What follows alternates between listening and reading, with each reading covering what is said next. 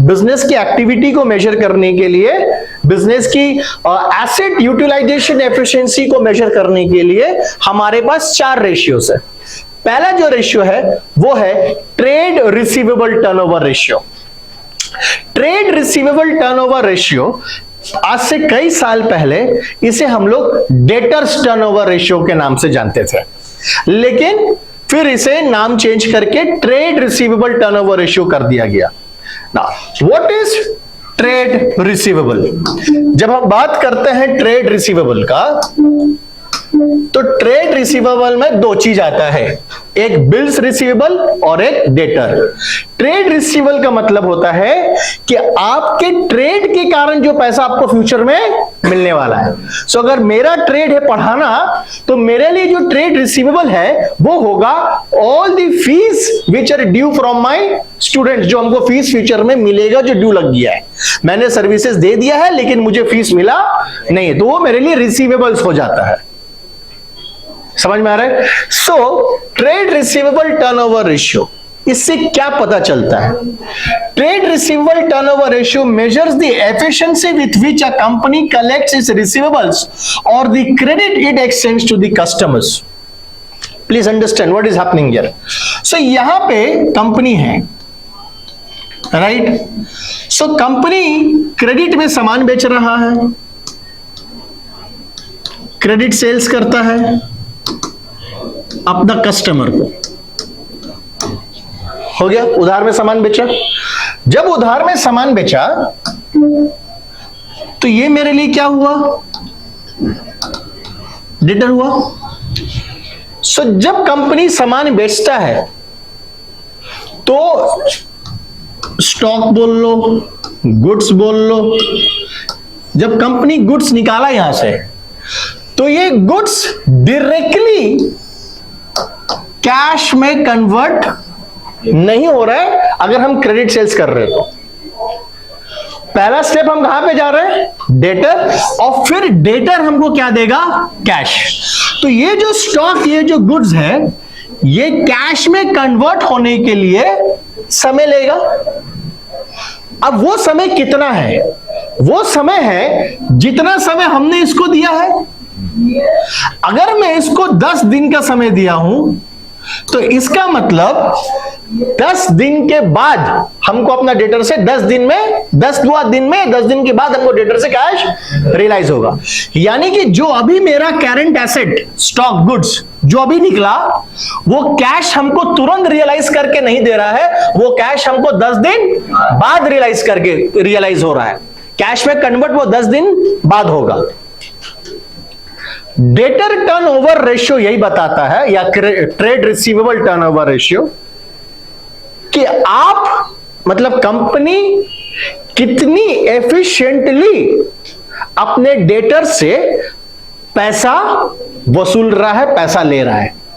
और या इसको ऐसा भी बोल सकते हैं दूसरा तरीका से, कि कंपनी अपना डेटर्स को, कस्टमर्स को कितना दिनों का क्रेडिट पीरियड देता है। अब हम इसको 1 लाख रुपया का माल बेचें, राइट? 1 लाख रुपया का क्रेडिट सेल्स किए, 10 दिन बाद जब ये हमको पैसा दे देगा, तो जाकर के मेरा डेटर 1 टर्न लेगा। समझ में आ रहा है? 1 साइकिल कंप्लीट हुआ। इसको साइकिल के हिसाब से समझे। साइकिल बहुत सिंपल है। माल बेचेंगे, सेल्स करेंगे, डेटा जनरेट होगा, कैश देगा, खत्म साइकिल। यही है ना? यही है ना? माल बेचेंगे, पैसा आएगा। ये एक साइकिल है मेरा। तो एक साइकिल का मतलब होता है 1 टर्न। सो हम तुमको 50,000 का माल बेचे, जैसे तुम हमको 50,000 रुपया दिया, मेरा डेटर, मेरा 1 साइकिल कंप्लीट हो गया। समझ में आया? तो ये साइकिल, ये टर्न जितना ज्यादा होगा, इसका मतलब हम उतना जल्दी अपना डेटर से पैसा रिकवर कर रहे हैं। मतलब हम अपना कंपनी के लिए, अपना बिजनेस के लिए अपना कैश हम बहुत जल्दी जनरेट कर रहे हैं। So high the number of high the ratio, जितना भी टाइम्स, इस सब टाइम्स में आता है, higher the trade receivable turnover ratio, it means the company is giving a less credit period to the debtors and company is recovering its cash in a very short period of time. अब ये chain थोड़ा सा और लंबा हो सकता है। कैसे हो सकता है ये चेन थोड़ा सा लंबा? देखिए सिंपल सी चीज है, यहां पे कंपनी है, पहले सेल्स होगा, डेटर बनेगा, फिर इसके ऊपर में एक बिल बनेगा और फिर ये बिल पैसा दे, फिर रिकवर होगा, बिल्स रिसीवेबल। अगले में पॉइंट, सो सामान बेचे, डेटर के ऊपर में बिल बना, बिल रिसीवेबल और फिर कैश जनरेट हुआ। इसीलिए ट्रेड रिसीवेबल जब हम बोलते हैं तो ट्रेड रिसीवेबल में हम डेटर्स को भी ले लेते हैं और क्योंकि बिल तो हम किसके ऊपर बनाते हैं? डेटर्स के ऊपर ही बनाते हैं। समझ में आया? So how will you calculate trade receivable turnover? पहले तो ये समझ में आ गया ट्रेड रिसीवेबल टर्नओवर रेशियो का एफिशिएंट, सॉरी क्या बोलते उसको, सिग्निफिकेंस क्या, ये समझ में आ गया ना? करेक्ट, समझ में आ गया कि नहीं आया? ठीक। So trade receivable turnover ratio का formula, so TR turnover ratio, so TR turnover ratio is equal to net credit revenue from operations,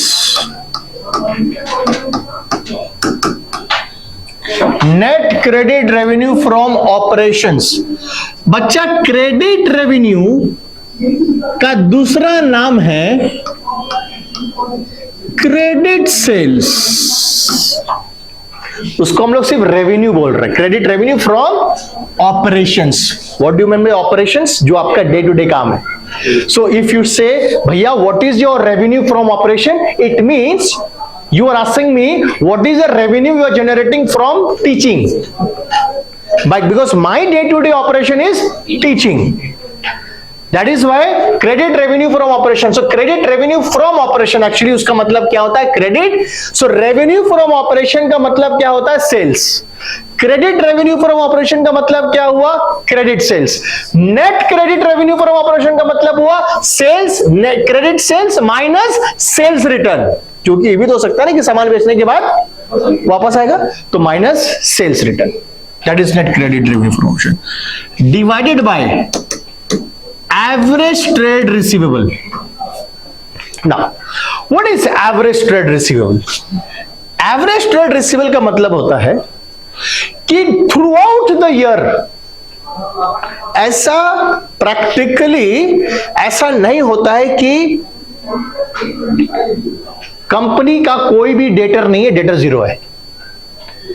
means what I am trying to tell you is that कि अभी मैंने आपको समझाने के लिए कहा कि मैंने आपको 50,000 रुपया का माल बेचा, आप हमको 50,000 रुपया दीजिएगा और 1 टन कंप्लीट होगा, यही मैंने कहा।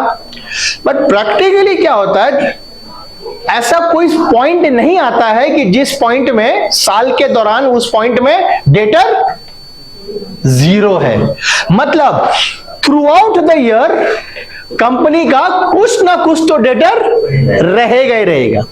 मतलब अगर हम 1 लाख रुपए का माल आपको भी बेचे उधार में, तो ऐसा नहीं होता कि पहले 1 लाख रुपया पूरा ले लेंगे फिर आपको नया माल बेचेंगे। वो क्या होता है कि वो चलते रहता है। So on an average company का हमेशा कुछ ना कुछ डेटर मेंटेन रहेगा। कभी ऐसा नहीं होगा कि साल में, कभी ऐसा नहीं होगा कि डेटर है ही नहीं। So there will always be a debtor, because in reality we do not take 100% of the money and then second transaction उसके साथ करते हैं। समझ में आ रहा है? So लाख रुपए का माल बेचा तो शायद हमको 80,000 रुपए दिया है और फिर हम उसको माल बेच दिए, तो हमेशा कुछ ना कुछ मेरा डेटर से बाकी पैसा कस्टमर से रहता ही रहता है।